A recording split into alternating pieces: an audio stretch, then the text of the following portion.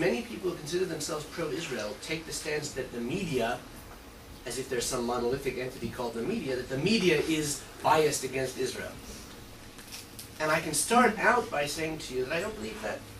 And it's not only a belief that I've developed, but I don't believe that based on my experiences in both working with the media and being a consumer of the media.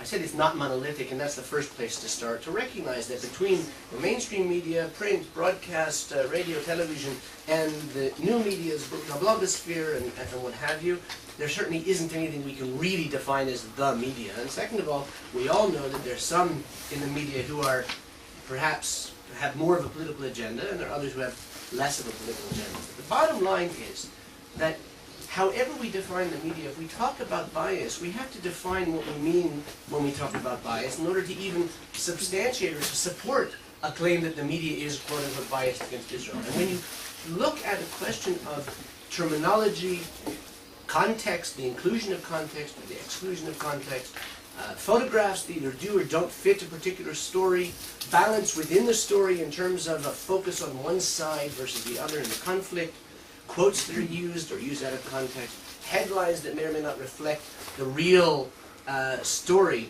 as it's reported, there are ways to identify bias. And I'd like to suggest that the fact is that most of the journalists who are reporting from here, from this region, are professional journalists looking to try and get the story as accurately as possible, and they're not biased against us.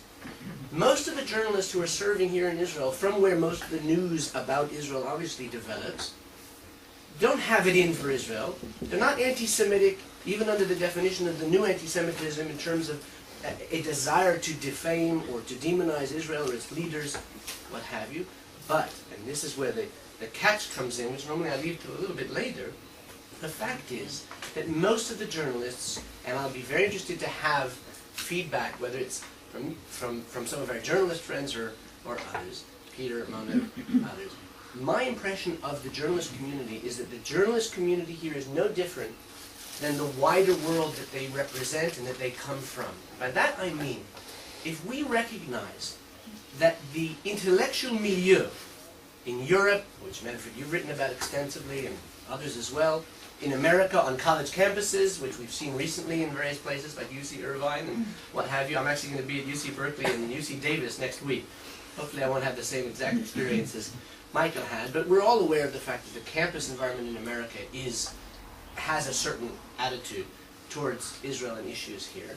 If we look at the intellectual milieu, the academic world, we look at political leadership in Europe as well as more and more in America, we can recognize that there is an accepted understanding, there's a common wisdom, as it were, a politically correct, if you will, understanding that frames most people's perceptions of our region. And that understanding is very simple. The Palestinians are the victims and the Israelis are the oppressors. Like it or not, that's the framing of our conflict. The Palestinians are the good guys and the Israelis are the bad guys. And I'm specifically not talking about they're biased against Israel. I'm not talking about demonization and dehumanization and delegitimization of Israel. I'm talking about the framing that the rest of the world looks at this region through. Palestinians are the victims and the Israelis are the occupiers. And the terminology that's used may vary, but if that's the framing that the rest of the world looks at our conflict, at our region through, then we can't suggest that the media is biased, because the media is simply reflecting, I believe, that kind of a framing. But then that obviously raises one of the biggest issues. How do we get to the point that our political leaders in the West, the academic world in America and Europe, obviously, the intellectual elite and the intellectual milieu that I'm referring to, came to the point of viewing the issues here from that perspective? Let's face it. I'm not making any assumptions about the political leanings of those of you sitting around the table here, right, left, center, Jewish, non-Jewish, Israeli, or otherwise. But I think that most objective observers that know Israel well enough can recognize that we have, for instance, been in a defensive posture for 60-odd years. We've made mistakes, we've taken decisions, whether it's to go to war, Lebanon, Gaza, what have you, that people can argue with, and reasonable people can disagree about Israel's policy decisions, including building the separation barrier. But we who know Israel know that, and I'm going to use a phrase which is worn and perhaps somewhat biased, if you will, but I think is still true, that the truth is on our side. That we feel, those of us who know the real story, that story isn't presented as accurately as it really ought to be. And if that's something that we recognize, and we ask ourselves then, how come the rest of the world is looking at these issues through a lens which seems to be so biased, I think I have an answer. And I think the answer comes back to the questions of the role a journalist plays in presenting these issues to the outside world, which then eventually affects political decision makers and their policy making in America and Europe. Of course, it affects public opinion in general. It affects the academics on the campuses and the intellectual elite that I was referring to earlier.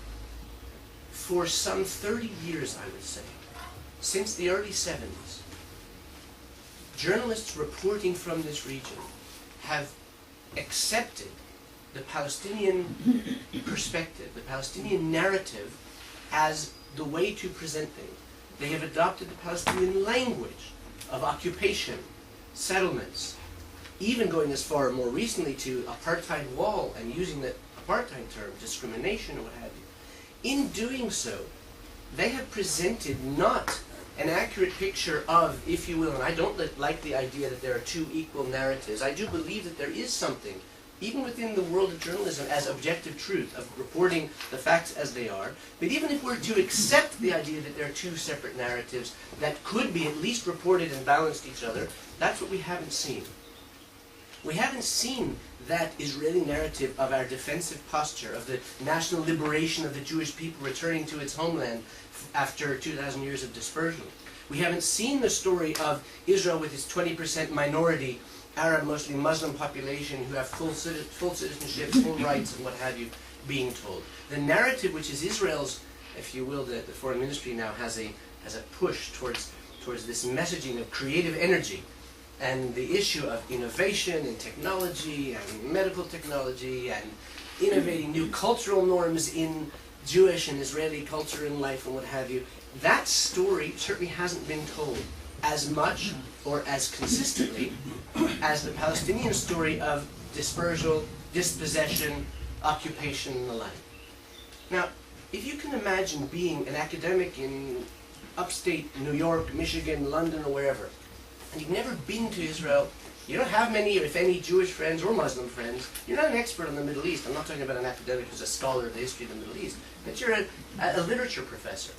We have to ask ourselves the question, where does a literature professor at the University of Michigan come off bringing translated Palestinian poetry of resistance into her or his literature course and viewing our situation as the reality of our situation as if that's the only way to look at it. Palestinians oppressed, Israelis oppressors.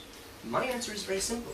Whether it's the lower level State Department workers or foreign ministry workers in England, or whether it's the academics in Michigan and New York or London, or whether it's the public in general, all of us, with the exception of those who are experts in the field, all of the rest of us get our information from the newspapers, the television, the radio reports that we read and hear.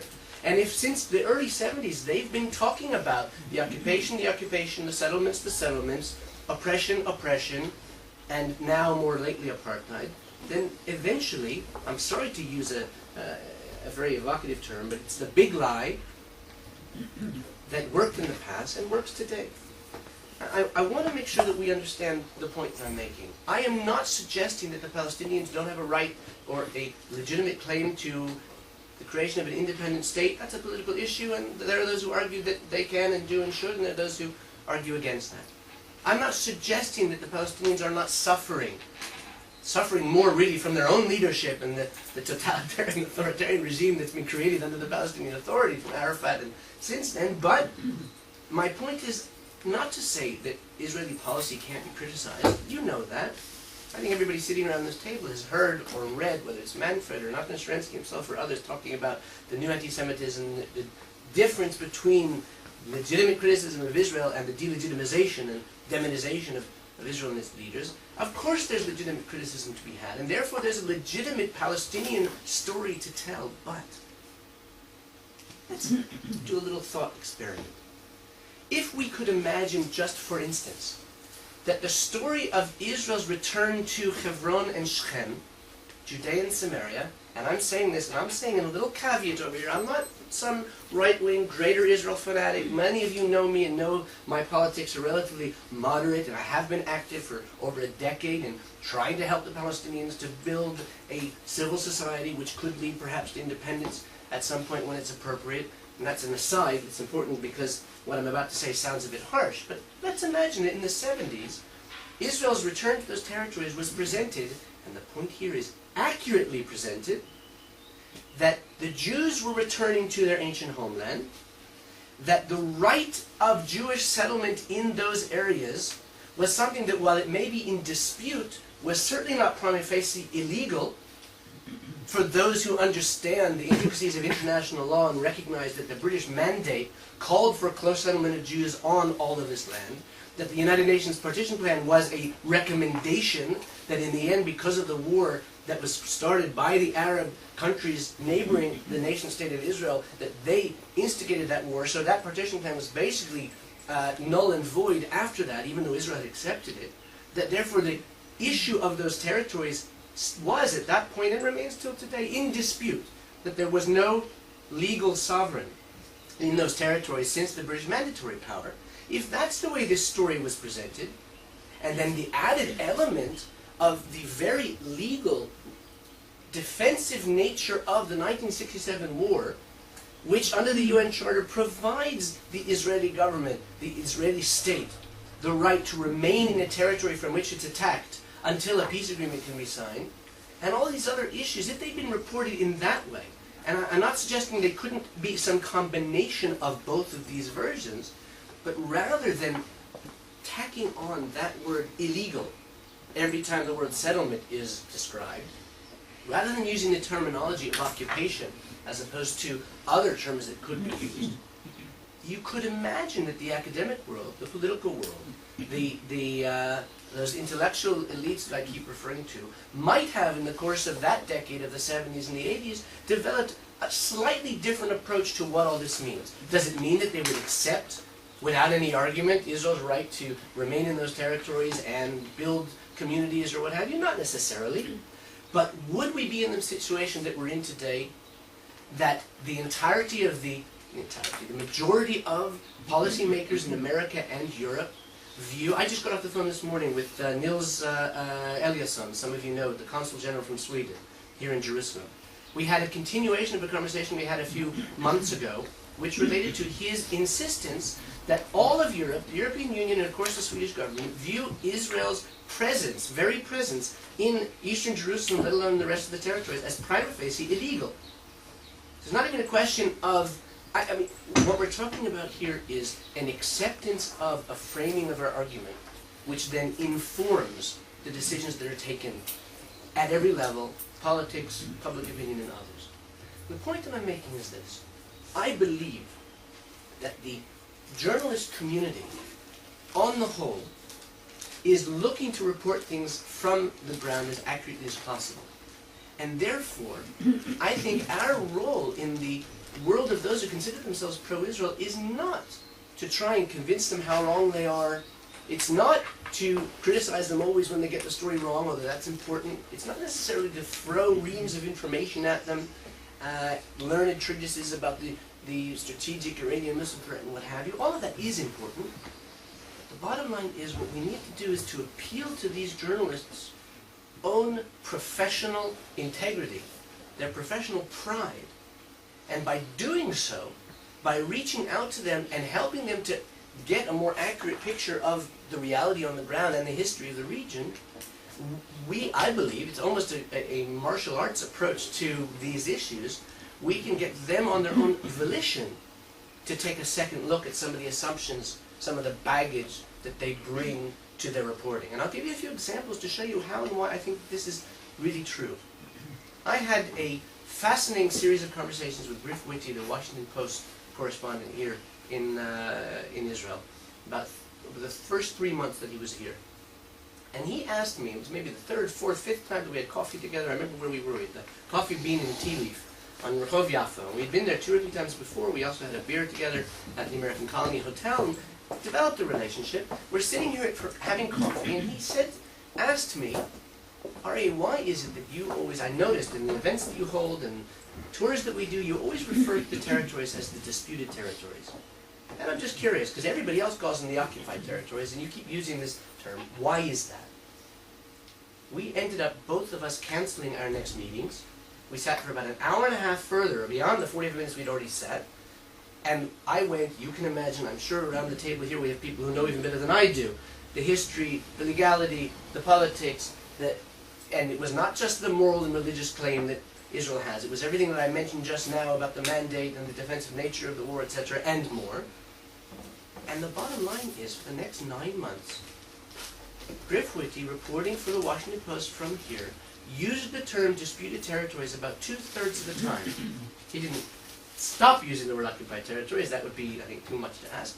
The point is that he changed not just his attitude and approach, but the very language he was using as a result of exposure to some of the reality on the ground, if you will. Some legitimate and reasonable presentation of what it is that's really going on here. And this leads me to, I guess, the bottom line of what it is that we're doing at Media Central and why our approach is so radically different.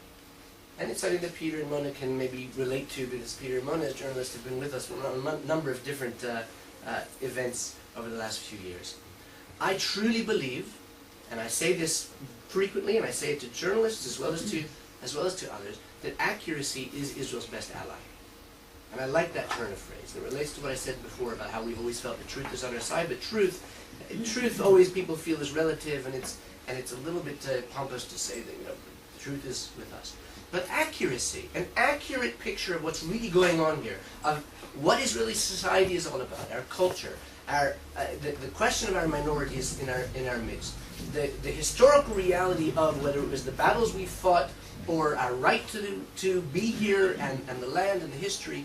Anybody who gets to know all of those elements of Israel and our history and our society, let's put it this way, the more you know about Israel, the better we look. And I say that warts and all. All of the legitimate criticism we have of government policy, right, left, or center, doesn't reduce the fact, doesn't take away from the fact that anybody who delves deeper into almost any of the very complex issues that we're dealing with here, and that the journalists and the media are reporting, ends up getting a greater appreciation for what Israel is all about. Yesterday we took a group of journalists to Hebron, Media Central did. A very, very large group of journalists, including leading journalists in the world, the New York Times, the BBC, what have you. They went to Hebron and got a different view of Hebron than any other set of journalists going through a different group, in the same way that the week before we had taken a group to Silwan in the city of David. Why was their view and their perspective different? Why was what they were exposed to different than what others take? Well, you can imagine. There are groups that take journalists down to Hebron. There's Peace Now on one side, and then there's the Council of Judea and Samaria on the other. Or there's the Palestinian groups that will go to take journalists to Hebron. And each of them push their own message. And each of them have, therefore, what I would call something of a credibility gap. Because the journalists know that if they're being taken somewhere by the Peace Now or another NGO or a Palestinian NGO, they know that they're trying to push through a specific message. And Media Central has never done that. What we've done, if you will, is taken the high ground. We have said to the journalist, you know what? Yeah, we're pro-Israel. I believe that's not an epithet. I don't believe that means that I, by nature, have a political agenda. Even though we're pro-Israel, we believe that the more that you know, the more nuanced and understanding you develop of the issues you're reporting, the better it will be for Israel. Warts and all. So, taking groups to Hebron or Silwan and showing them both sides of the story, helping them to get that more nuanced understanding, including even those sides of the story that may not reflect so well on a particular Israeli government and its policy, in the end rebounds to our benefit, because it enables the journalist to see the entire picture as opposed to only one side or another. I'll give you one other example just to illustrate this point, and then I'll close, and there are other things I could say, but I'm interested because I see some people kind of itching to comment back. We took a group of journalists down to the Negev to visit the Bedouin in the Negev. We've actually done this 3 or 4 times. The last time we did, we had a group of about 19 journalists, and the reason we did it was there was a story developing about, the Israeli government periodically tries to enforce our building codes and zoning laws and goes into some unauthorized Bedouin villages to dismantle, destroy their clapboard houses, and that's something that then is raised in the media as a gross violation of human rights by Israel of the Bedouin. We took this group down to the Negev. We had them meet, we went to actually 4 different, the one I'm talking about was about a year and a half ago, we went to 4 different villages, 2 authorized and 2 unauthorized. The point that I want to make with you is that the journalists that we took got to see the whole picture. We introduced them to a number of Bedouin leaders who were obviously vehemently opposed to Israeli government policy and complained about their houses being destroyed, etc., etc. These same leaders, one sheikh in particular, however, was the first to point out, without any solicitation of this, that the government was providing compensation to the families of his clan destroying their houses which were built without building permission and what have you. More than that, that the Israeli government was providing the right of appeal as a democracy to families that wanted to appeal and wanted to protest. And more than that, that the government was providing not only compensation but actually assistance in helping them to relocate to another area, to an authorized village. Now you can imagine the impact that that kind of approach has on the journalists. Not only that, one of the other Bedouin leaders started to talk about how in his clan, he has members of his clan in Egypt and Jordan. These countries are not democracies, but they also have building codes and zoning laws, and they have the same exact problem with Bedouin who live on a hillside somewhere without permission, without water, without electricity, and what have you. And they too have laws about whether it's building codes or universal education laws or sewage treatment and what have you, and trying to enforce that. Then all of a sudden the story becomes much wider. It's almost a clash of civilization story. It's not a story about how mean old Israel woke up one morning and decided to bash the poor Bedouin in the Negev. The story is there's a nomadic, traditional culture here in clash with a modern economy and society trying to enforce their laws. And guess what? Doing so, sometimes heavy-handedly, and I have criticism of my government in the way that we've treated our Bedouin minority and others over the years, but even if it is heavy-handedly, still doing it according to, or trying to do it according to the best principles of our democratic values, with the right of appeal and compensation, etc., etc. And sometime, I remember with one of these groups, I said to one of the journalists who was a little bit bristling, I said, you know, I want to ask you a question. If you go to Central Park and erect a little shack, and it takes the municipality a few weeks to get around to sending somebody around to tell you to tear it down, they bring the police, you're going to say, I've been here for 3 weeks, or I've been here for 3 years, or I've been here for 30 years, it doesn't matter. The point is, they're going to come and they're going to destroy your shack. Now, is the state or the city of New York going to offer you compensation for this shack that you built on a hill somewhere? Are they going to help you relocate? Are they doing it because they want to ensure that you have proper sewage and electricity and your kids go to school? What we're talking about here are the nuances of a story, which if you're only reporting the highlights and the headlines, you're going to lose. The last thing I want to say has to do with personal relationships, and then I'll close. I said that I believe that accuracy is Israel's best ally. But one of the questions that's always raised, and this unfortunately, and I'm sharing this with you very, very honestly, unfortunately is an issue which plagues Israel much more than plagues the Palestinian. I have spoken to many journalists who have said to me that they believe, whether it's a Palestinian cab driver or teacher or government spokesperson, they believe the Palestinians in a much more willing fashion than they do Israeli spokespeople. Israeli NGOs, Israeli government spokespeople, Israelis on the street are considered all spinmeisters, whereas Palestinians on the street, let alone their spokespeople, are considered to be talking from the heart. That's a problem. That's a challenge. Changing that reality is very difficult, especially when we have all these groups that are trying to work in Hasbara, in Israel's public diplomacy efforts. And let's be frank here. I know, and I'm very free to talk about what I know about Palestinian society. There's no question that if you compare the two societies. The Palestinian cab driver and school teacher is going to toe the party line much more readily, as we know about Israeli democracy, than the Israeli cab driver or school teacher would have you. And therefore we're talking about, we just finished celebrating Purim, as we say in Hebrew, hafuch al hafuch. This is an opposite, a turning upside down of the world that journalists that I've spoken with over the years believe the exact opposite of what the reality is. The reality that we know is that Israel is a free a democracy and a society with freedom of speech, which almost is too free, as it were. Everybody has their own opinion and expresses it. Palestinian society is a much more authoritarian society where people are afraid to share their opinions freely, but many journalists see it almost the opposite. So we have something of a credibility gap, and when I talk about accuracy being Israel's best ally, that raises a challenge. Who is going to help the journalists see an accurate picture of reality? Who are they going to accept help from to see that picture of reality? And that's where Media Central, I think, has its most distinctive contribution to make in terms of our activities, because we have created over the last 3 years a reputation for credibility which is unsurpassed among any other Israeli organization that has anything to do with the press. I was just sitting this morning with the bureau chief from the Associated Press, Steve Good. He looked at me, he said literally, and I'm quoting him, he said, I have to quote it actually then, he said, "What you guys do is incredible." Those were his words. And the respect that he was expressing for our work came directly from that credibility that we have, because the journalists have come, and believe me, it didn't happen immediately. We're a project of honest reporting. The guys the journalists love to hate, who criticize them every Sunday and Tuesday and Thursday and what have you. It took a little while for us to develop this credibility, but the way we did it was both helping them without a political agenda, not pushing a particular message or spin or what have you, showing them that we're not coming here to sell them or to pitch them something.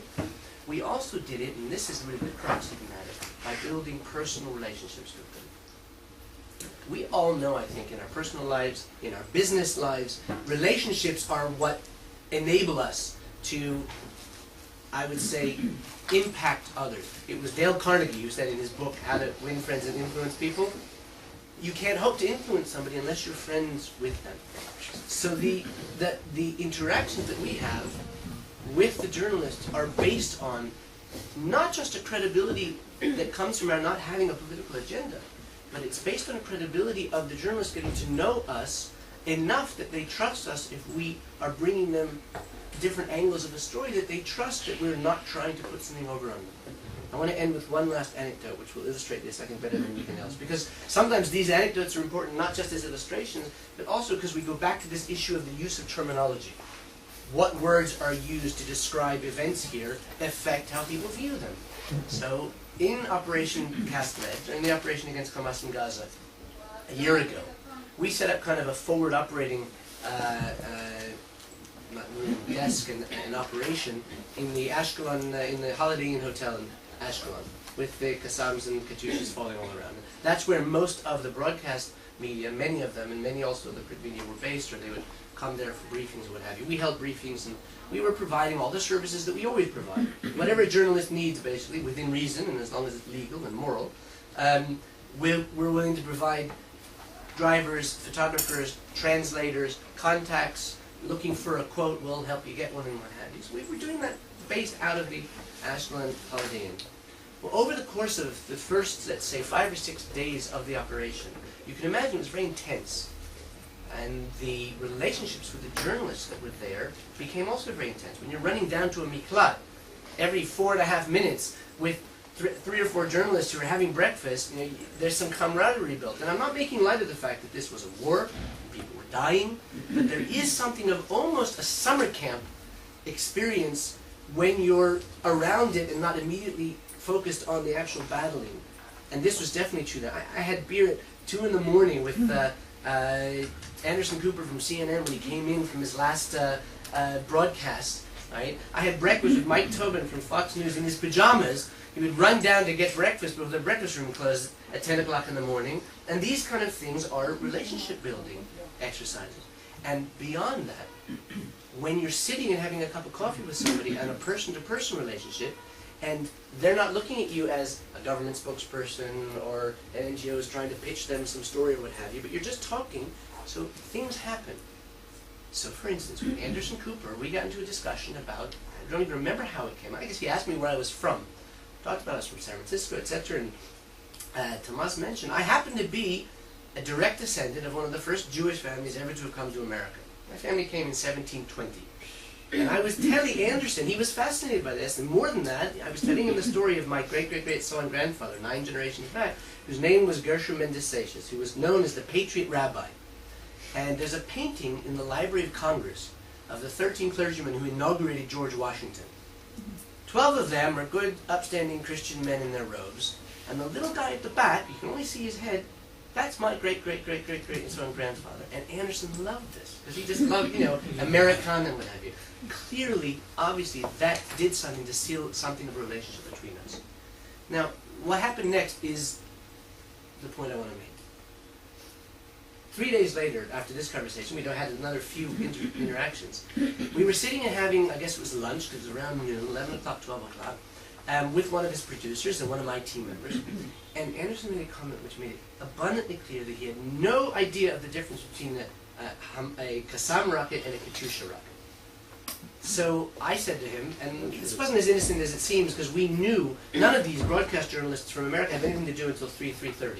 They don't start broadcasting until the 4 o'clock time frame, 7 o'clock in the morning there. So I said, look, if you want, here in Ashkelon, behind the police station, like in most of the cities of the South, there are racks of different missiles. If you want, I'll arrange a briefing for you with the commander of the police station to give you a better picture of what these things look like in the dam state.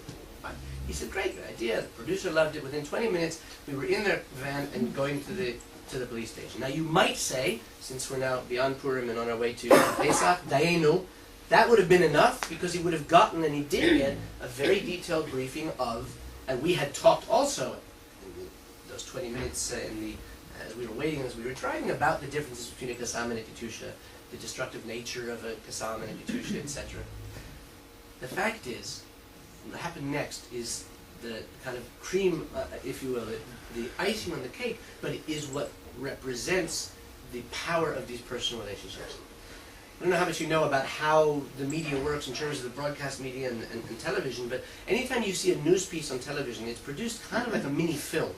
Sometimes actually with a written script, but often not, but there's an idea between the producer, the anchor, the cameraman, and what have you, what it is they're trying to do, but it's always done in a number of takes. I'm not talking about a live shot, a live feed, but it's done. You take it from this angle, you take it from that angle, you try it again, the guy stumbles or what have you. Between about the third and the fourth take, we were behind this is after the briefing that we had gotten and filmed with the commander of the station. By the way, the bomb sapper, the little Temani guy, big kippah, long gray beard down to here, peyot down to here. Talk about color, as it's called in television, which is fantastic in terms of just showing a little bit of a different side of what Israeli society is all about. Between the third and the fourth takes, somebody had walked through the frame and the cameraman wanted to take it from a different angle. I came up to Anderson and I said to him, Anderson, I want to say something to you as an Israeli, not as a media professional. But it really bothers me, as an Israeli, when you refer to these Qassam missiles as homemade. And I looked at him and I said, Anderson, cookies are homemade. You've just had a whole briefing and we've just discussed for a half an hour about the destructive nature of these missiles. I know that you want to distinguish between the Chinese manufactured Katyushas smuggled with the help of Iran through those tunnels, and you've already, because I heard, I was there obviously, he had already shown that he understood the reasons we needed to attack the tunnels and demolish the tunnels because of this smuggling, etc. And I know you want to distinguish between that weapons-grade munition of a Katyusha and a more rudimentary Qassam rocket, but there's got to be language that we can find that's going to reflect that difference while not minimizing the destructive nature of a Qassam missile. These things kill people, and they destroy property, and they are weapons of war. This whole conversation, this whole exchange took probably less than it takes my time to explain it, to relate it to you. 45 seconds or so, we came up with 2 phrases, which he used in the end in that 3-minute dispatch on Anderson Cooper 360, that night at 10 o'clock. One was the Qassams were made in homemade factories, in home factories, and the other term was basement workshops. Okay? That's fine. He wants to distinguish that this is more primitive, more rudimentary. Now, what was important to me is this. I would say, on the one hand, okay, who cares? 1 3-minute piece, little change of language, doesn't matter.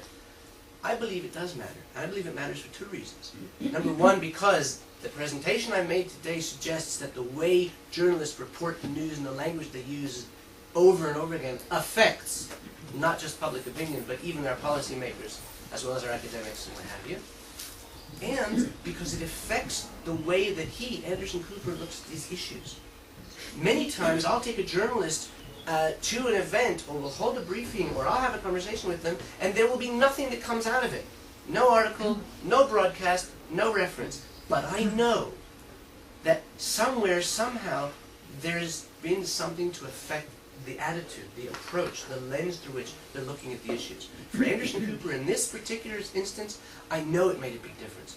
I've had people, when I relayed this story, maybe 3 months afterwards, I had at least 2 people who said, one said to me specifically, 2 people who said to me they saw the show. One who said to me, after I was speaking to a group in New York, he said, I saw that. I remember that. I called to my wife as Anderson Cooper was talking, and I called her in, and I said, you've got to see this, you've got to listen to this, because he really gets it. Now for me, that's a home run. It may be only a 3-minute piece, it may be only a small turn of phrase, but from my perspective, the more that we can get the language that's used, even in criticizing Israel for its policies, the language that's used to be more objective, to be more fair, if you will. To talk about Israel's presence in the disputed territories, rather than using this legal term, occupation, which doesn't happen to apply if you use its strict definition from law school. Instead, journalists use disputed territories. If the wall, where it's a wall in Jerusalem, is described as a wall, but when discussing Israel's security barrier, which 94% of which, as you probably know, is a chain link fence, is described as either Israel's security barrier against terror or the security fence, as opposed to the wall, I know that we can make a difference. I had a writer from the Kuwaiti Times who changed his language after coming with us on a tour of the security barrier from Kalkili and Tulkarm all the way up to Jerusalem, because he saw it was mostly fence. And he recognized, and this is the point of the appeal to their professional integrity, he recognized that that's the situation, so he can't have the professional pride that he wants to have about himself if he still uses the term wall, referring to it, when talking about the entirety of the barrier. So, what I'm trying to say is this.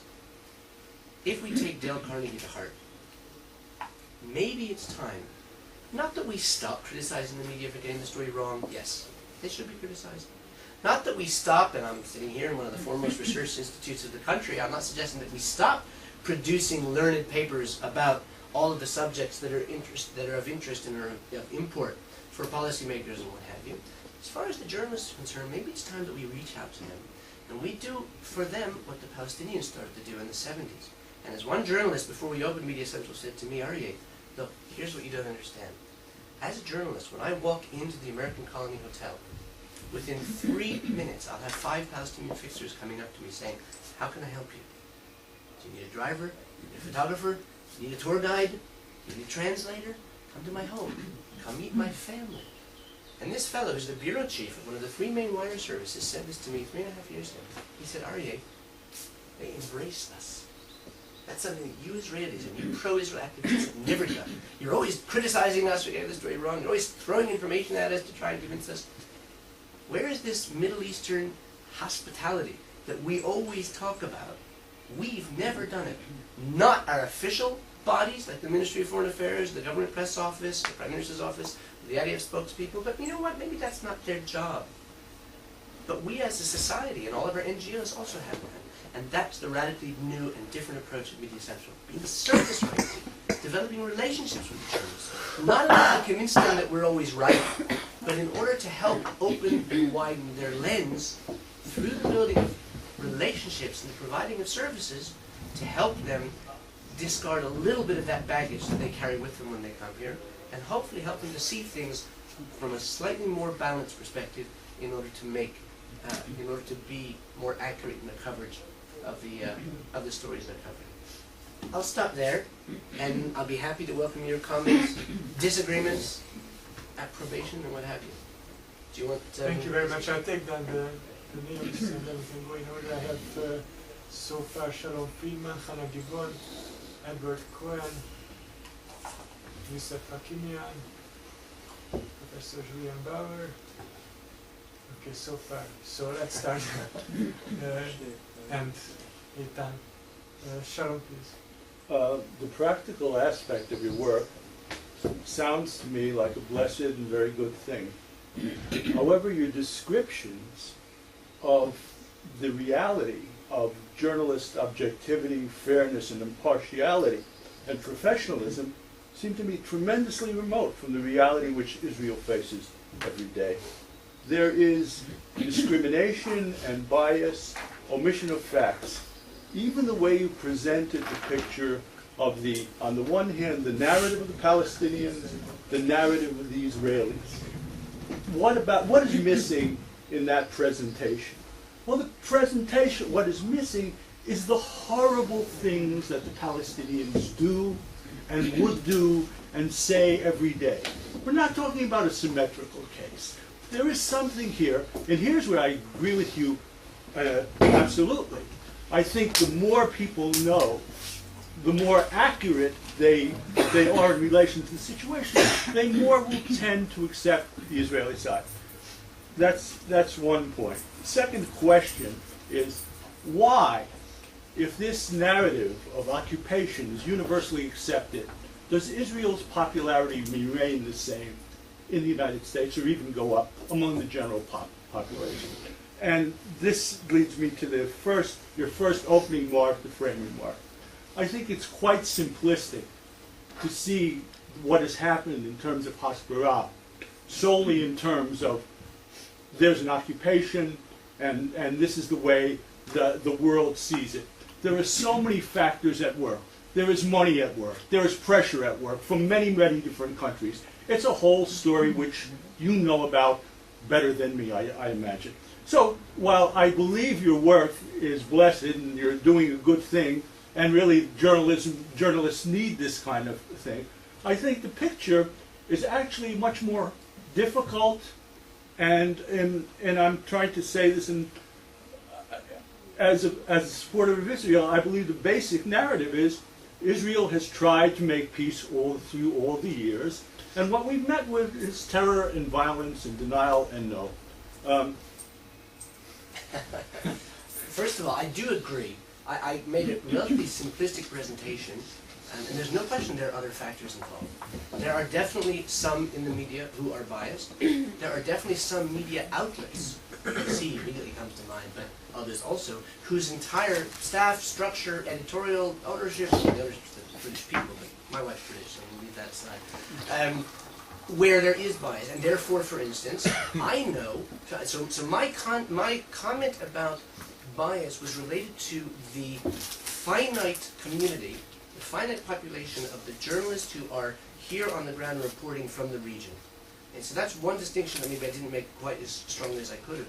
But also my point about that is reflected in some of the stories that some of them even tell me. I've had discussions with journalists who file a story with 27 paragraphs, and their editors cut it down to 16 paragraphs, and guess which paragraphs they cut out? All the ones which were showing some reasonable presentation of the Israeli side of whatever the particular issue is. So you're very right, and I'm not disagreeing with that. I also would agree with you. You talked about business imperatives, and there's definitely a lot I didn't go into. Let's face it. I'm sorry to use this kind of terrible phrase, but if it bleeds, it leads. As a phrase happens to be true now more than ever in this economy. Journalists, not the journalists themselves, sorry, the media are business. They're a business. They need to sell papers, they need to sell airtime, and conflict is what sells, not coexistence. We take tours all the time to look at coexistent projects around Israel, and we have to beg and borrow and steal to fill up, half of a bus with 10 people, a minibus, because nobody's interested in going to hand-in-hand schools of Jewish and Arab kids together, or going up to Al-Qasemi College, the largest Israeli Arab college, soon to be perhaps the first Arab language accredited university in Israel.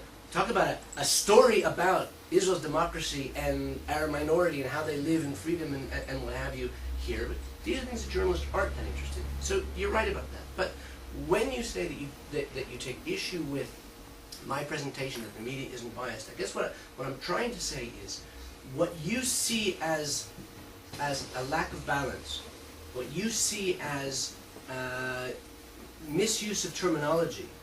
I would agree with you. What I'm trying to say, the subtlety of what I'm trying to say is this is systemic for the society that we live in, not specific to journalists, and not even specific to those editors. Yes, as a whole, there is more hostility towards Israel than there is towards Palestinians. There's more acceptance of the you know, I just quote you two things that I happened to notice just in the last few months, two relatively similar issues where the headlines were just reflecting this. Just last month, you may have seen this, the NATO, there was a NATO airstrike. Civilians were killed, 20-odd, 21, 22 Afghan. Sky News headline was, Afghan civilians killed in NATO airstrike. Now, if you look at the headline at the end of last year, where we took out the heads of three armors, and we took out also three what we considered terrorists, who apparently were involved in terror attacks. The headline in the New York Times was, Israeli military kills 6 Palestinians. So here you've had, if you're interested in these kind of specifics about media bias, in the first, the Afghan civilians were killed. Passive tense. In the second sense, in the second one, the Israeli military kills 6 Palestinians. In the first story, it was NATO.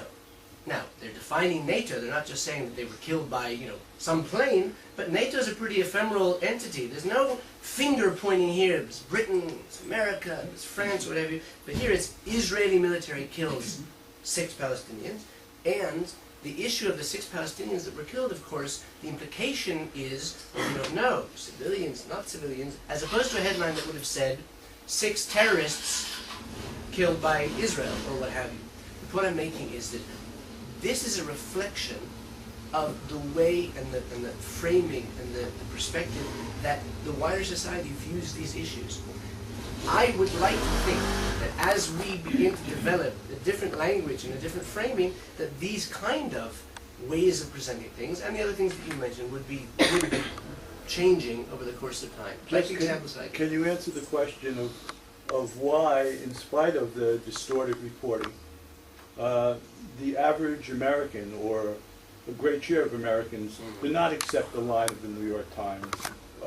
What do you see in that, as an American? First of all, I'm not a sociologist or a student of American political opinion, but as an American citizen, I am somebody who does observe these things. I would venture one interpretation that I've read elsewhere, and that is that the majority of the American people don't necessarily, first of all, read the New York Times. Second of all, or no, it's true. I mean, I'm talking about readership. We know now for a fact that something like Little Green Footballs and the Huffington Post has a readership far wider than the New York Times and what have you. Yeah, apparently. Yeah. In the millions. 17 million. The New York Times, 17 million. 10 million Huffington Post. Okay, so those may be the wrong examples, but there are some I read earlier. I will bow to your superior wisdom, man. But my point is that the mainstream media that you're pointing to, New York Times, CNN, or what have you, are not necessarily followed by the American public, and the corollary to that is that the American public is not stupid. That there's a basic understanding here, which even all of the negativity that's out there in the media and put out by also political leaders and others, and on the campuses, obviously, simply hasn't yet taken hold.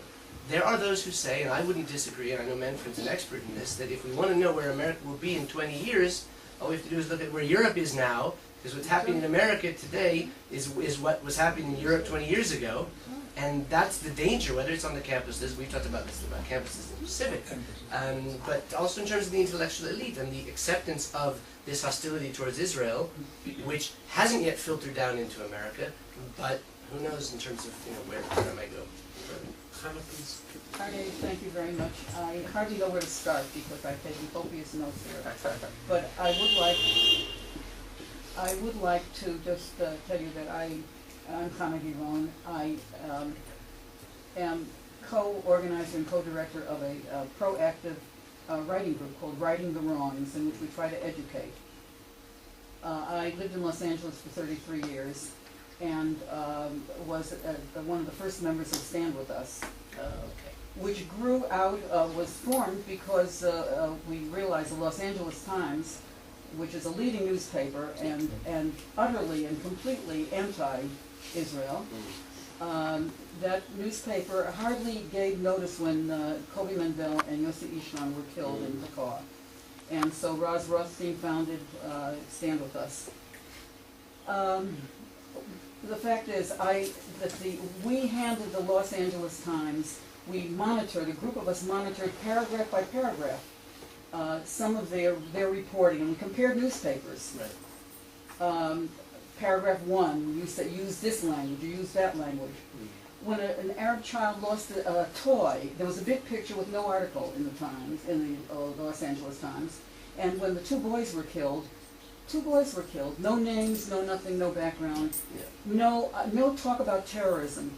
So I have to disagree with you that the media is even-handed. I think they stray very far from the standards of ethics. They create the news rather than report it. We talked about language, you mentioned language. One of the things that we never point out is that before 1948, Jews were called Palestinians too, number one.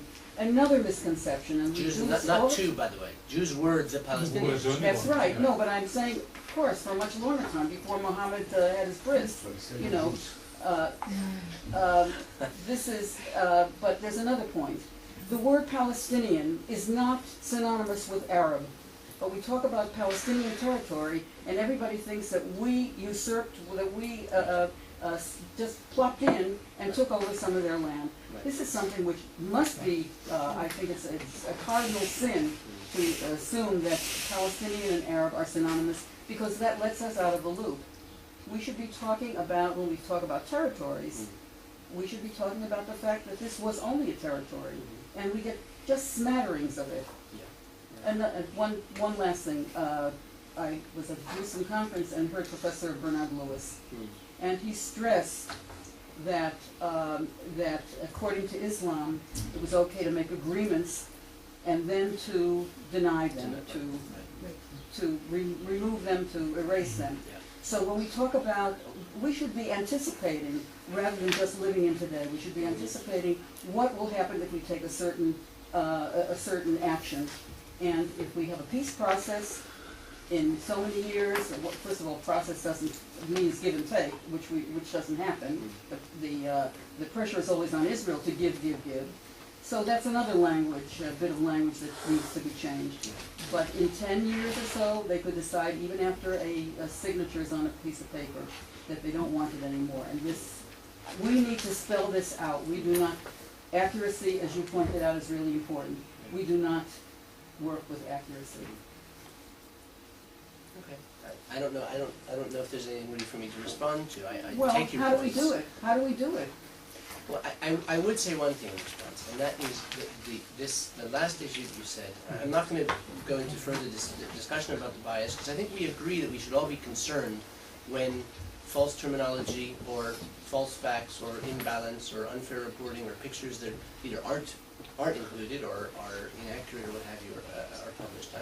We agree on that, and I believe we should be concerned. And when Israel is described, or Gaza is described as an open-air concentration camp, we should be very concerned. When our defensive military operations are described as aggressive, we have to be concerned. What do we do beyond a concern? So, having said that, my approach is to basically look at the issue through the lens of the journalist as a reflection of his society, as well as one that can change that society, as opposed to looking at the journalist with a hostile approach and saying, you're our enemy.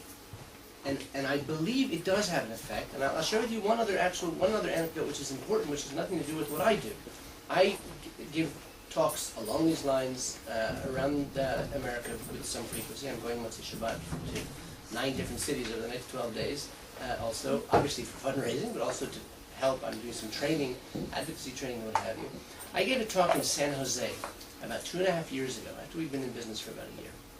And a fellow there took me seriously, because I said, and I always say, you know what, this can be replicated. This isn't rocket science, this is Dale Carnegie. You there in San Jose or London or wherever you are, you can do the same. I always ask a group, and I'm not going to ask you because you live here, I always ask the group that I speak with abroad, how many of you have written a letter to the editor about something that irritated you about Israel in the last year? And inevitably, 50, 60, 70% of the people raise their hand. Everybody writes letters to the editor. And I always ask the question, how many of you took the foreign editor of your local paper to lunch in the last year, or ever? And I've never, ever had a positive answer to that. And I looked at the group and I said, look, take the guy to lunch. Get to know him or her. Maybe you'll find a way to break through that hostility. And guess what? One fellow in San Jose, and he lives in Palo Alto, went to the San Jose Mercury News and took out the foreign editor of the San Jose Mercury News to lunch. And this guy is a real Sonei Israel, and I don't use that term lightly. This guy is one of those who I say not all journalists, and most journalists are not anti-Semitic or not anti-Israel. This guy is as anti-Israel as you can get. Compare him to anybody at the BBC and the LA Times, and hands down, he would have won. Fellow takes the editor to lunch, and in the conversation, the whole point was to have a conversation, he found out that the guy loves soccer, football, Haguregin. Now, I don't even remember the name. What's the name of the team in San Jose? I hate soccer. I don't know. What? San Jose Earthquake. Earthquake, that's right. This guy was a big fan of the Earthquakes. Well, the fellow who took him to lunch, he knew something. He knew his stuff. So he pointed out to him, he looked at me and said, did you know that 50% of the players in Israel's National Soccer League are Arab Muslims? I had no idea. Didn't know that 20%. And there's an Arab team. Didn't know. Wait a minute, I'm not there yet. Because this happened just a few months after soccer was, and he turned to me and said, did you know that the first time in Israel's history that a team from an Arab town had won the national championship? This guy had no idea. It opened his lens much wider to see Israel. Of course, he didn't turn out to be a lover of Israel immediately, but there's no question that it introduced him to an aspect of Israeli society that he was completely unaware of, through a lens of something he cared about. Now, for instance, I make wine. Okay, I like making wine. I grew grapes. I make wine. I've done it for the last 12, 14 years. We take our friends, the journalists, on wine tours, and Peter Munn have been with me on one or two even, in the Jerusalem hills. And we end up drinking wine on my balcony, watching the sunset in Beit Shemesh. Oh, very nice, happy, which is nice just as a relationship building exercise. And it is part of the friendship that we have with our friends who are the journalists. But I can tell you that there are two journalists, at least, who not only were unaware, it's funny, can you imagine living in Israel for 2-3 years and not being aware of the success of the Israeli wine industry? But, you know, when you're a journalist, if you're not into wine, so you don't even notice it. There might be an article, you don't read it. There might be a television thing, you don't see it. One of them ended up becoming now, actually writes a wine column for free, for publication for free, and it's volunteering it, right, because she got into it so much, and she does a lot of stuff about Israeli wines. Is this going to change the world and make everybody love Israel? No. But reaching through to the journalists through things that they care about, and helping them then to see Israel in a more positive light or with a different perspective is, I think, one answer to that. How can we do it? Of course, we have to continue with the criticism and all the information that we give them, but by reaching out to them and by developing relationships with them, whether it's there or here, we end up bringing things to a whole different level where their receptivity to these different interpretations, to your point that the Palestinians used to be, when you talk to a run-of-the-mill journalist here who's been here for 6 months or a year, these people, and I maintain they're not anti-Israel. They're not here to get Israel. But as I said, they come with the baggage of that accepted wisdom and the framing of them. Trying to convince them that a Palestinian was once a Jew who served in the British Army or the Palestinian Symphony Orchestra, which now is the Jerusalem and the Palestinian Post, they don't hear it. They shrug it off. They're not interested. But once you develop a relation with them, and it turns out that I have the birth certificate of a cousin of mine, which says Palestine, because they were born here in 1938, and it comes up as part of a conversation about identity and families and migration and whatever, and there's a relationship there, they're much more open to that idea of an alternative perspective than they are when they're faced with somebody who's trying to convince them and tell them that we're right and that they're wrong and what have you. That I believe. Sorry. I have Edward Cohen, Youssef Hakimian, Julian Bauer, Eitan Howard Weissman. Anyone else? No. Okay, so Edward. Aryeh, thank you. I followed Media Central since day one, and I have to really congratulate you. You set up to do something, and you really achieved it in spades, and kol hakavod. Also, I want to say, Manfred is well known for being somebody who is very knowledgeable in the field of environment. Ad kedei kach that he invites even a green person to.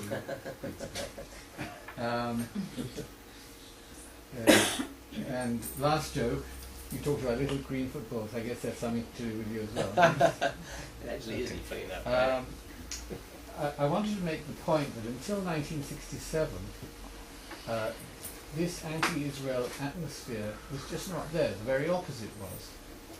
We were David, and the Arab world was Goliath. And within a few years of 67, by 69, 70, I would think, we suddenly started becoming Goliath. And I think we didn't actually perceive ourselves as that. We didn't get it. We didn't understand why they were perceiving us as Goliath.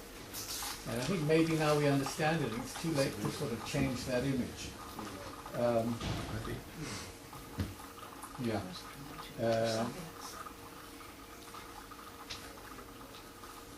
Now, I just wanted to mention a couple of incidences at random. After Jenin, I heard Aryeh say that at least 5,000 people were killed. And, you know, by the time he withdrew it, if he ever did, I don't remember, it was already too late. The damage had been done. I thought, you know, that was too late. And I saw a video on memory just a couple of days ago of some imam who's talking about Pepsi Cola. And he said, Pepsi stands for, I forgot what it was, but it was... I must have seen that, yeah. It was... Something paid every cent to Israel or something like that. Yeah, I mean, it was so ridiculous. I'm saying both these two incidents because you talked about our credibility against their credibility, and they never stop these sort of nonsense. If you follow things like memory, etc., they just go on and on and on. How on earth do people take them seriously? I'm sorry that I make them so monolithic, but I think we have in our favour, and we've lost it somewhere, that we tend not ever to make those sort of stupid things. You know, we may have some odd nutcase who does it, but not people in authority or people who represent Israel really. Question. Is there any evidence that the journalists, the employees of the BBC or CNN or whatever, have some sort of mandate from their bosses that we want a less favourable anti-Israel line? Do we have any evidence of that, or are they told, go and do your job, be as objective as possible? The other question is on your funding. If any of it comes from either the Israeli government or some sort of official quasi-government sources, does that reduce your credibility?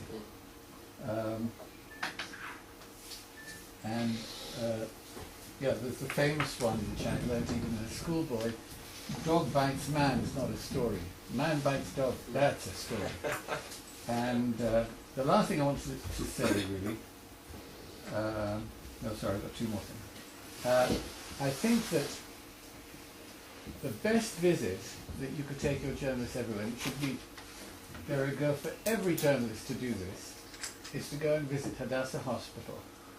Any time, any day, at their choice, so that they don't feel this is being set up for them. Go to any ward, you will see Arab patients next to Haredi patients, or whatever Israeli patients. You will see Arab doctors telling Israeli doctors what to do, or telling Israeli Jewish nurses what to do. That to talk of apartheid, I mean, just any visit to Israel will immediately disillusion anybody of the apartheid thing. Yeah. And the very last thing, Yusuf and I attended a couple of weeks ago something at the Knesset, Jews in Arab lands. And this is an issue which has been hidden under the carpet for 6 decades. The message that I got, I don't know if Yusuf would agree with me, from that meeting was that from today, Palestinian refugees will never be mentioned without also mentioning Jewish Arab refugees from Arab lands. I don't know if this is an issue that Media Central has dealt with. I don't remember that it did, but I used to do it always whenever. I would very much like to recommend that you deal with this issue. I think it's a very important one. Starting from the end, Edward, I actually agree with that, and I think we should do, especially now that it's much more back on both the public agenda, and the Israeli government has, as you say, made a decision to make sure that it remains on the table and on the radar. I really do agree with that. And it's certainly true that many people, as individuals, whether as ambassador or whether as public speaker or what have you, have mentioned over the years, but you're absolutely right, it has been pushed to the side and not stressed by official Israeli leaders until now. I take your point, and I'd be happy to do that, and I will. And your hospital point, by the way, also, just to respond to that very briefly, there's no question, Bikor Cholim is right up the street from our office, and we often encourage journalists to go there. We're doing a trip next week, or in 2 weeks, I don't remember, to Ikulov Hospital, combining 3 different stories, all of which are all fascinating, I think. One of which is they have the new largest underground emergency and facilities and operating rooms in a fortified location, ready for the next Scud missile attack from Iran or Hezbollah or what have you, and that's interesting. We've got them coming to meet with some of the doctors who worked in Haiti, which brings up a very important issue as kind of a subtext of why is Israel such an expert and a leader in the world in emergency medical care, which obviously is answered by our unfortunate circumstance of being attacked all the time by both armies and terrorists. And the third part of the story is we're actually bringing them on the day when Palestinian outpatients from Gaza, who are injured but don't have the facilities in Gaza hospitals to be treated, come to Ikulov Hospital for treatment in the same day that Israeli victims of terror are also there. It should be a very interesting tour, but all I'm saying is the issue of hospitals and the multicultural element of hospitals is something we do. I often talk about it. I talk about my wife giving birth in Miskavadak down the road here in a 3-bed room with a Haredi woman on one side and an Arab woman on the other, and for 3 days they had a wonderful time, all of them, and we were ready to bring peace to the Middle East just right there. So you're right. You're quite right. It's a very good story. I'm sorry. It's all right. I want to commend Edward. I spent 100 days at Hadassah now, and there were more Arab patients than Jews, and there's a healthy atmosphere in that kind of environment. Without question. You asked 2 questions which I want to answer, and I don't want to be long-winded. You said about the funding. You asked about our funding credibility. I'm putting the 2 together. We get no funds from any government sources whatsoever, and that's crucial for our credibility with the journalists. Of course it is. However, we're fully transparent with the journalists, with all of them, about we're a project of honest reporting. We're functionally separate. Our operations are separate from honest reporting, so that they see us as an independent entity, but we are a project of honest reporting, and they know that.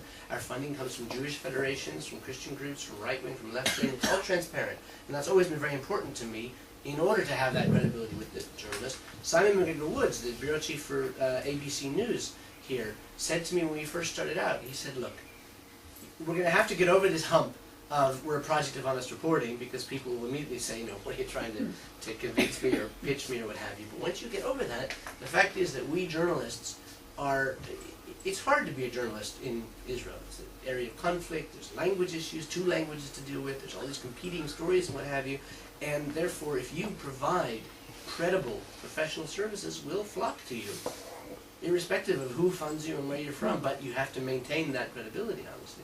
Now, one of the nice things, I just wrote myself a note about the whole issue of how we maintain the credibility, partially is we bring Palestinian spokespeople, we bring the journalists to Palestinian spokespeople, even those who are bombastic propagandists. Silwan yesterday, we had your regular Arab resident of Silwan holding his big key and his document saying this is my land and this is nobody's going to make me move from it and it's nobody else's land, etc. And Steve from the AP said to me, kol hakavod to you, that you actually brought us there. And I said to him, I have nothing to hide. I said, look, Steve, I know you're going to go there anyway, because it's open and that's the story that you're interested in. So and Steve said to me point blank, we took this tour, sorry I said yesterday was Hebron. We took last week to Silvan and the city of David, and we took them to Beit Yonatan. And Steve said to me, I'd never have gone to Beit Yonatan. They probably wouldn't have let me in to Beit Yonatan. So you're giving me access to that side of the story, And I know if I had done a tour to Beit Yonatan and not to Silwan, I would have had 5 pro-Israel journalists and 3 people from Arab Sheva to come with me, and I wouldn't have had Steve, the AP bureau chief, coming with me, because he's not interested in pro-Israel Hezbollah. He's interested in just seeing the story and all its details. But because of that, partially what I'm saying is that I trust the journalists, and we come back to this issue of, when I talk about their professionalism, I'm talking about the ones here. I'm not talking about the editors at home. I'm not talking about the publishers, the owners. It is a very prestigious thing to be posted as the bureau chief or the correspondent in Jerusalem for all of the world's media. Make no mistake about it. It is one of the most prestigious posts. Look at Ethan Bronner. Here's a fellow, if you know enough about the media to know these things, but he was a foreign correspondent. He was the bureau chief of the Boston Globes here in Israel 8 years ago. Went to the New York Times, started climbing the ladder at the New York Times. He was the foreign editor, the deputy foreign editor of the New York Times. Guess where the career path normally goes from there? Editor, night editor, executive editor, editorials editor, what have you. You're an editor and you continue that. That's the path for a journalist. He requested to come back to Israel because he wanted to be here. Now, because of that, you're talking about, I'm not talking about 30 years ago where some of the journalists here were kind of, sent and nobody cared, and they were at the beginning of their career, not at the height of their career. Today, it's a very prestigious post, and because of that, the journalists who are here are professional. I'm not going to go over this whole issue of the baggage they take with them, but for instance, when I take them to the Temple Mount, and they go to the Temple Mount with us, and they have, before they go, a briefing at the Sifting Project by the chief archaeologist about everything that's been found there from the Jewish periods. Then we walk around the Temple Mount with the Waqf representative, or the head of the Waqf, and then afterwards we have a briefing by somebody from the Jerusalem municipality or somebody else who's an expert in Jerusalem issues, including Jewish as well as Arab. The head of the Waqf stands in front of these journalists and says, there never was a Jewish temple here. And the journalists who know at least enough say to him, what do you mean? You seriously saying that? You seriously saying there's no? He says, yeah, there never was such a thing. It's a myth. I'm not afraid of that. And I'm not afraid of that partially because it gives me credibility, but partially because I trust their professional integrity and their intelligence to be able to distinguish, at least in the most super gross level, the propagandizing that does go on. Does a lot of it pass through? Yeah, a lot of it does. I mean, in other words, not that kind of gross propaganda, but others do. Do I feel that they are able, with help, to make those distinctions? I really do think they are. I really do. Is there any evidence of managerial pressure? I would say on the whole not. On the whole not. But there's absolutely no question. Certain media outlets, and again I mentioned the BBC, and I don't normally in this kind of a talk mention specifics, but I'll consider this, even though we're filming it, as more or less a talk among family and friends. I think there's enough evidence in the BBC. Honest Reporting has done reports, Camera has done reports, the British Viacom have done reports. It seems clear, what was it? The president of Harvard said, Lawrence Summers said at one point, your comment may not have been anti-Semitic in intent, but it is anti-Semitic in effect. That was his turn of phrase. As far as the BBC is concerned, the result of when you see the consistency of their animosity and real bias towards Israel, it seems that there's something going on there. I'm not aware of a smoking gun, which is really what you're asking for. Is there any evidence of a memo that went out to say, be nicer to the Palestinians and defend the Israelis? But we go back to this business of the intellectual climate and the intellectual media that exists and of which they're all a part, and leaders. Two plays on a variety of levels. The first one is, and most people are far too lazy to do that, is the whole issue of postmodern society, and I'm not going to analyze that here. One of the elements of postmodern society is that you are not judgmental. That is the absolute sign of degeneration. If there is no judgment, that means that the society disintegrates. The second level is, the question is, where politically do most news people stand? The few countries we know of is that they most come from the left. So it is not that the average journalist is biased, and that's even it's a political issue, and that's also even true for the Americans. But for the Scandinavians, where you have the statistics, the statistics show you that the extreme left is disproportionately represented, and what we call the center-right the moderates in Sweden, the Progress Party in Norway. These people have no journalists, cannot get journalists in the major media. The third issue is that you are a carrot person and I'm a stick person. We have discussed that, and that's why I really invited you. You know my 10 Commandments. I believe that what you do is great, and we need it. The most effective way is to teach a few journalists a lesson. They will never forget, but also their colleagues will never forget.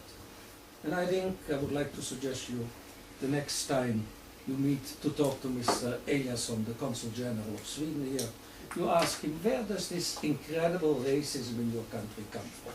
What really is the difference between the Social Democrats and the right-wing Swedish Democrats? How come that you can be a socialist politician and stand next to a swastika at a meeting? Now I start to understand in your Second World War behavior of the Swedes. Delegitimizing the delegitimizers. That's the essence, in my mind, of the story. I would like you to recommend to you to read the new blog, Sweden, Israel and the Jews, which is on for 2 weeks and provides information in English on what has gone on in Sweden in 2 weeks. And there is, I would also like to recommend to you today the Wall Street Journal on Malmö, because that is the largest paper, I think, in the world, no? Or at least in the Western world. It has taken 5, 6, 7. If you wanted to know what went on in Malmö, not specifically on Jews, 6 years ago you had to read a blogger called Fjordman. A well-known blogger in blogger circles, but that was the man you had to read. Not the Swedish newspapers, not the foreign newspapers. You needed really half the Jews of Malmö to flee the town in order for the Telegraph to pick it up after 6 years. And now, this week, and we have this one Swedish person here, this week, suddenly, the local papers start telling about all the other dirt which goes on in Malmö. You needed first the Jewish dirt, or the dirt about the Jews, in order for them to tell what we all knew. We all knew about the rape, about the Muslim rapists. We knew that, but it was unpublishable. And if already rape was mentioned in the Swedish papers, it was never said that it were Muslims. That is absolutely taboo. Today, Telegraph, AOL, Wall Street Journal, fortunately today, perhaps more to come. For the first time it is out. And finally, the bureau chief of the Dutch television here was so stupid to write a book on his stay in the Middle East, which makes it much easier for a critic to deal with it, because if I have to go through all his articles and collect them, that takes me a lot of time. If he writes a book of 160 pages, I can read it.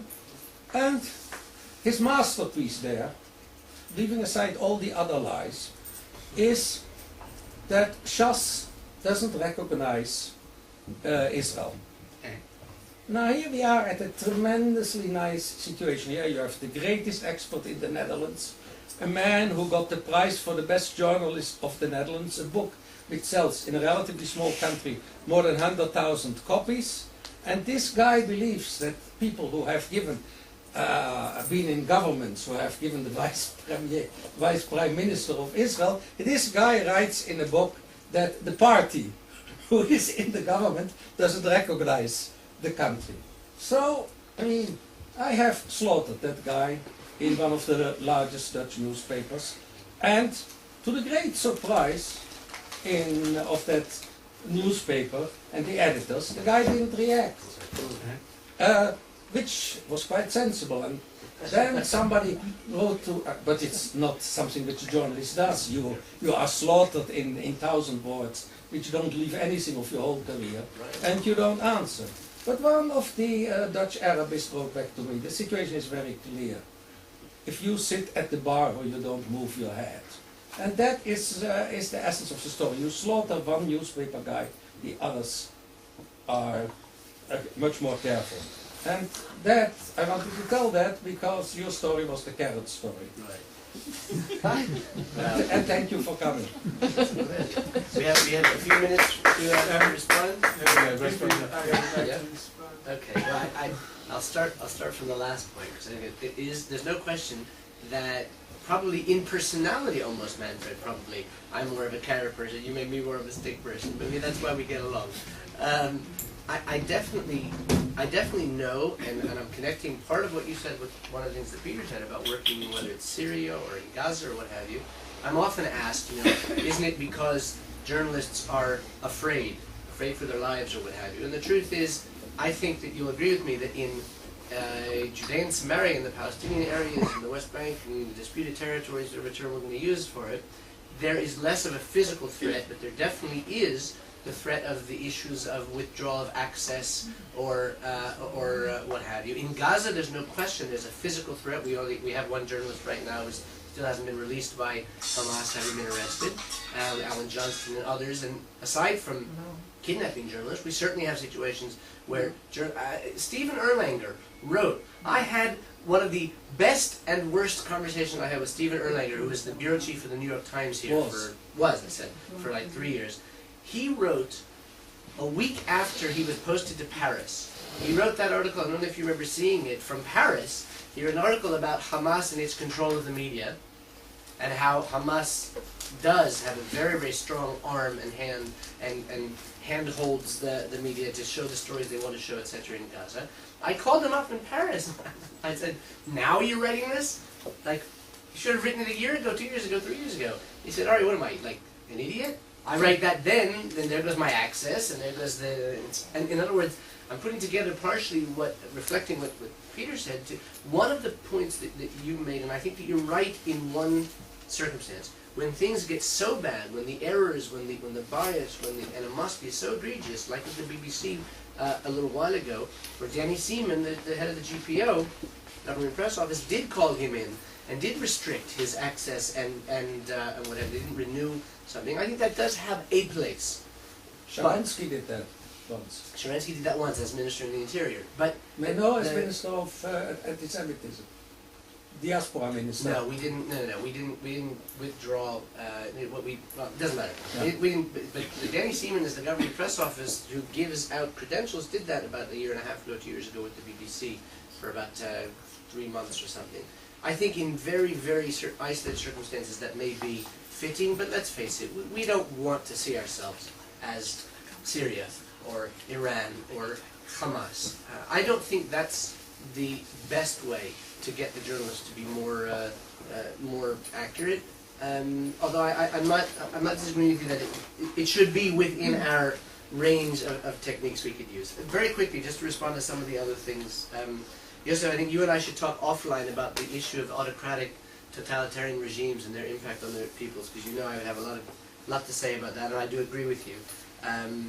There's no question that you are correct that, and I've heard this said, in fact, this morning, another thing that Stephen Lippman said to me, the bureau chief of the AP said to me this morning, we talked about the American colony, the hotel in Gaza, what's it called? It doesn't matter, right on the beach. Fancy, beautiful hotel like the American colony. We talked about how much easier, I've talked about this with James Hyder at the Times of London, how much easier it is to report from here, from Israel, than it is from Iraq, Afghanistan, Syria, Egypt, or whatever. Not just the mud huts that they might be forced to live in, but also the issues that you and you're talking about the relationship with the media and what have you. So there's no question that does affect the way things are reported. There's no question it's easier to be critical of Israel because we're a free society and we allow that criticism among ourselves, so obviously we allow our foreign journalists also. Professor Bauer, you were talking about the Canadian media, and you're quite right. I too often forget to mention that little part of the world out there, like 1 billion Chinese that don't speak English, and or European nations, and South American, what have you. There's no question that the non-English speaking media are far more hostile I would have no argument. The Spanish media, television, broadcast media, and written media are virulently anti-Semitic. Not just anti-Israel anti-Semitism, new anti-Semitism, they're the old anti-Semitism. I mean, we won't talk about the Arab Muslim world. There's no question, Xinhua, the Chinese news agency, we have a terrific relationship with. It's just amazing sometimes. It's kind of like when you're talking with somebody and they casually say something about, well, the Jews are good with money, and everybody knows that, and they don't even realize that in polite Western society you don't say things like that anymore, because most people don't even think those ways anymore in polite Western society, right? Because they're still out there. So there's no question that there is a tremendous anti-Israel hostility, and Canadian media, much of it, you're right. We worked with the CBC and the Globe and Mail and the Toronto Star. And by the way, we had some good successes, even, for instance, with the Toronto Star, before they closed down their bureau here, as have, of course, many media. Your point about smaller newspapers, I want to take it one step further. As an American, I am amazed. Wherever I go, I always take a look at the local paper. I don't mean local as in the San Francisco Chronicle. I mean the little Marin headlands, nothing, what have you. One of the reasons that it's so important to me to work, for instance, with Cliff Jurgen, who represents McClatchy newspapers here, because McClatchy, who nobody has heard of, people have heard of Murdoch, and they've heard of Maxwell, and they've heard of, the big newspaper ownership conference, the Chicago Tribune and what have you. McClatchy owns, I think, the majority of local newspapers around America. And it's amazing to see. I picked up this newspaper, just using that example, from Marin, and there was a front page article that was partially attributed to the AP, but was full of this, editorializing diatribes against Jews, Israel, Zionism, and everything. And you can't believe that this kind of stuff is the kind of stuff that you don't even see in the worst of the quote-unquote biased mainstream media. So you're quite right, and one of the reasons that we at Media Central, and I don't mean to pat ourselves on the back, but others should do the same, that we set ourselves up is because it's not the New York Times. They also need attention, New York Times and the CNN and the BBC, but they get attention from the pro-Israel activists and the group, and if they call the Prime Minister's office, so they'll return their calls. It's the little guys, it's the local guys, and it's those who represent the local guys who, you're quite right, do need a lot more attention. And for the record, connecting that with the global economic downturn, the fact is that the reliance today on the AP and Reuters and the services is probably, I would say, 100% greater than it was 2 years ago. We all know the different kinds of cutbacks in the media, but I don't know if you know the specifics. For instance, there are about 8 different media outlets that have closed their Israel offices in the last 2 years. From most recently, ABC News, they haven't closed down, but Simon Rodator is still here, but he's alone. He used to have 5 people. The BBC used to have 40 people here. Let's make that close up. We're finishing time. The BBC used to have 40 employees. They now have 20. The Boston Globe closed. Closed their operations here. The San Francisco Chronicle let go their correspondent here. The AP and Reuters now have a much stronger role to play in reporting in this region, which is why we've been concentrating much more on the AP and Reuters and what have you. The last thing I wanted to respond to was the issue of following the big boys, and your point about if it's not on CNN or the BBC. Well, one of the things that we've, without question, done is to try and therefore focus on them. We have prioritized those leading media as more important for our activities. But I'll also point out that there are some that we don't think of. The BBC Radio, for instance, is listened to by more people around the world than those. This is a statistic I got from somebody who's researched this. The BBC Radio is listened to by more people than all other media outlets combined. In other words, the readership, and this doesn't include new media online, because I don't know, those numbers are hard to establish. But in terms of readership and viewership of the main media that we think about, BBC and CNN television and all the others, the New York Times, Le Monde, La Stampa, etc., that the BBC Radio reaches more people, and of course the people they reach, going back to your point, are the people in Africa and South America and others who aren't following the others. And therefore you're very right that we need to focus on them precisely because of their reach and their impact on other media. I think No, that was it. And we can go further about this issue of whether we should punish the journalists as opposed to only or in addition to befriending them. But your point about the journalists being on the left, and I'll close with one last statement about journalists as a group. It's hard to generalize, but there is a generalization can be made, and I think it's accurate. That why is Fox News, the brunt of so many jokes, even if it is the #1 watched cable news program now in America? It still has a small minority of the total audience. It's a joke because it is the what's it called? The thing that breaks the rule, the exception that proves the rule. The reason that people talk about Fox News as much as they do as what it is because everybody else is on the other side. There's no question that that is true, but I think one of the things that feeds into it is this general ignorance. The issue, I talked about the accepted wisdom, but that's augmented by the fact that so many people know so little about the reality that's going on here.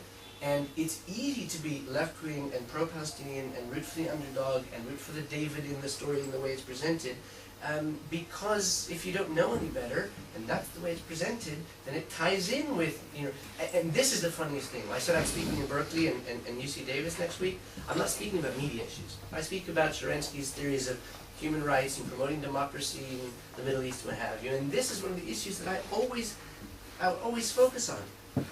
In a university, being, for instance, in favor of gay rights is like the thing, or one of the things you've got to be in favor of gay rights. Of course you are. Not just in California, but particularly in California and in Berkeley. And women's rights and all the rest. How can you support a Palestinian regime, if you want to talk about autocracies and totalitarian societies, how can you support a regime who denies fundamental freedoms and women's rights and gay rights and freedom of religion and persecutes the Christian minority, what have you? How can you support that regime against the democracy of Israel, irrespective of how you feel about specific Israeli policies? It's easier to be hostile to Israel when you're on the left because of the way that the things are presented, and that's one of the things I believe that we all of us, not just those who work with the media, all of us who have any interaction with others outside of our own society have to focus on, then that is presenting Israel as what it is, the champion of human rights in the Middle East, as opposed to it always being presented obviously as the biggest violator of human rights in the Middle East. And in order to do that, I'll just close by making a parallel. If what I do with the journalists is to this kind of reaching out to them and embracing them and using their own interests to bring them to what I believe is a more accurate picture by appealing to their professional integrity, this kind of martial arts approach of using what they're interested in to pull them in. So it's the same with leftist politicians or journalists, which is to say, okay, you care about human rights, you care about gay rights, you care about women's issues, so let's work together, us democracies, to help fight against honor killings in Palestinian society, to fight against discrimination against Christian minority in Palestinian society, etc. That's the kind of thing I think. And when I, at MediaCentral, and you talked about bringing the issue of Jews from Arab countries up, one of the things that I have done, like that kind of a story which doesn't get enough exposure, is to try and give some exposure to those Palestinian democracy activists and civil society activists that are doing just that. And why do I do that? Because I've been asked, well, what does that have to do with your mission? Bringing Mohammed Dajani to talk about wasatiyah and moderate Islam and moderate civil society in Palestinian society. How does that help you to promote Israel? And I say, well, it's kind of clear. Because he's the first one to say that he wants to make common cause with the democracy which is Israel. And he's the first one to say that this is what we need to do for Palestinian society. I believe that we all have a role to play with that in highlighting that aspect of these stories. Without question, because that pulls in then that natural leftist progressive community to be more on our side as a natural ally than supporting this mythical David, victim image they have of the Palestinians. We'll stop there. Thank you very much, all of you.